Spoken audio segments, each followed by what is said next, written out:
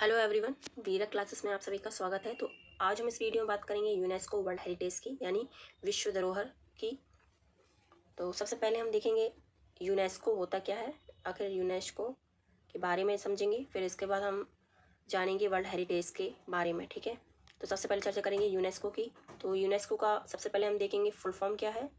तो इसका full form है United Nation Educational Scientific and Cultural Organization. ये इसका हो गया फुल फॉर्म। ठीक है, तो यूनेस्को क्या है, तो यूनेस्को जो है वो संयुक्त राष्ट्र का एक भाग है, यानी संयुक्त राष्ट्र के अंतर्गत एक संस्था है और इसका मुख्यालय है पेरिस में। इसका गठन 16 नवंबर 1945 को हुआ था।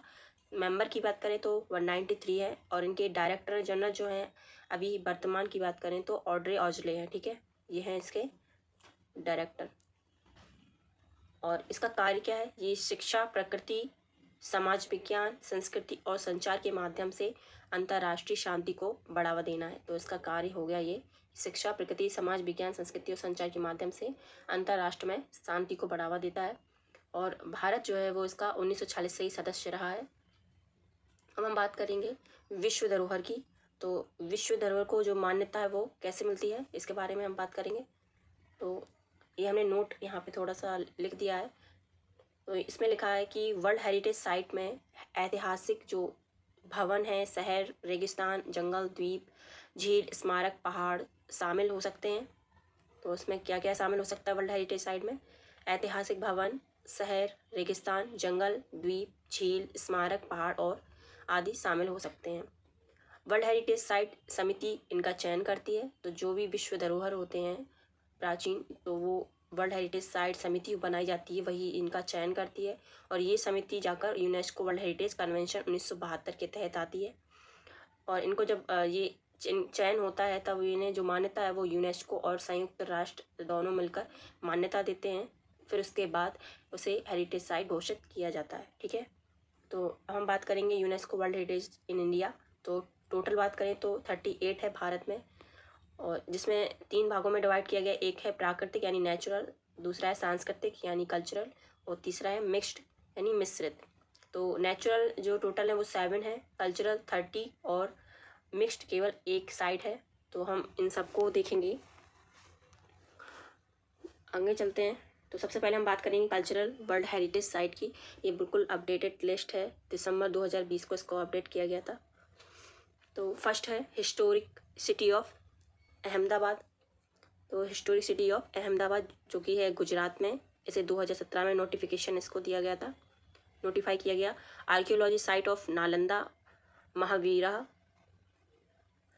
Archaeology site of Nalanda Mahavihara जो कि नालंदा यूनिवर्सिटी एट नालंदा में है, ये बिहार स्टेट इसकी लोकेशन है। 2016 में इसे नोटिफाई किया गया।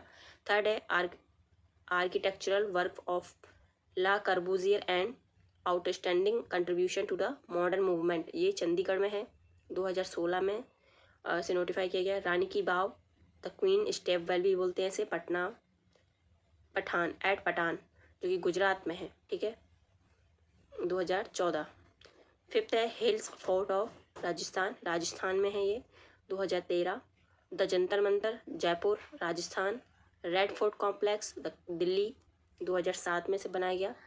और चंपानेर पावगढ़ आर्कियोलॉजी पार्क गुजरात में है, 2007 में से बनाया गया। Chhatrapati Shivaji terminus formulae Victoria terminus Maharashtra में है, 2004 में से नोटिफाई किया गया। 10th है रॉक शेल्टर भीमबेटका मध्य प्रदेश में है, 2003 में इसे बनाया गया। 11 है Mahabodhi temple complex eight Bodhgaya Bihar, 2002। और 12 है mountain railway of India waste Bengal में है, ये 1999। हुमायूं टॉम यानी हुमायूं का मकबरा Delhi, 1993। Qutub Minar and it's monuments Delhi, 1993। और Buddhist monuments at Sanchi Madhya Pradesh, 1989। Elephanta केव यानी एलिफेंटा गुफा महाराष्ट्र में है, ये 1987। Great living chawl temple Tamil Nadu में है, 1987। Group of monument eight Pattadakal, ये कर्नाटक में है, 1987। Churches and convents of Goa, तो ये गोवा में है, 1986 में ऐसे साइट घोषित किया गया। फतेहपुर सीकरी यूपी में, 1986। Group of monuments at Hampi जो कि कर्नाटक में है, 1986 बनाया गया। Khajuraho group of monument Madhya Pradesh 1986। Group of monument eight Mahabalipuram Tamil Nadu 1984। Sun temple Konark Orissa 1984 में बनाया गया। 25 है आगरा फोर्ट उत्तर प्रदेश 1983। अजंता है, अजंता और एलोरा केव्स 1983, ये दोनों ही महाराष्ट्र में है। ताजमहल उत्तर प्रदेश 1983 में, जो कि सबसे पहले से मान्यता प्राप्त की गई थी, ताजमहल और अजंता और एलोरा केव्स को। और 29 है Victorian and art deco ensemble of Mumbai, इसे हावी 2018 में इसे मान्यता मिली है, महाराष्ट्र में है ये। जयपुर सबसे लास्ट, जिसे जो राजस्थान में जयपुर सिटी 2019 को इसे साइट घोषित किया गया। अब अगला देखेंगे हम नेचुरल वर्ल्ड हेरिटेज साइट यानी प्राकृतिक विश्व धरोहर सूची, ये टोटल 7 है। तो फर्स्ट है great Himalayan national park conservation area, जो कि हिमाचल प्रदेश में है, 2014 में से साइट घोषित किया गया, इसका एरिया है ये आप देख सकते हैं। सेकंड है वेस्टर्न घाट महाराष्ट्र गोवा, ये पूरा एरिया वेस्टर्न घाट का आता है। कितने राज्यों में आता है? महाराष्ट्र, गोवा, कर्नाटका, तमिलनाडु और केरल, टोटल 5 राज्य हैं जिसके अंतर्गत ये वेस्टर्न घाट आता है, तो पूछ सकते हैं। तो ये 2012 में से साइट घोषित किया गया और ये इसका एरिया है।